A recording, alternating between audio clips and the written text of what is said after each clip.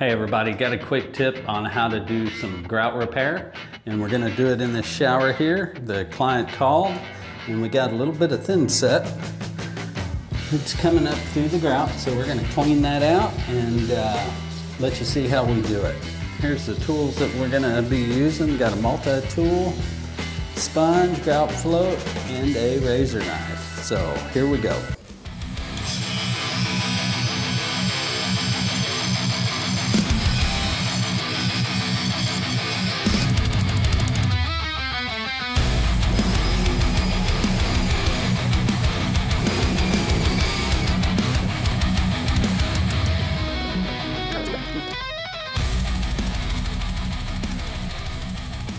All wrapped up.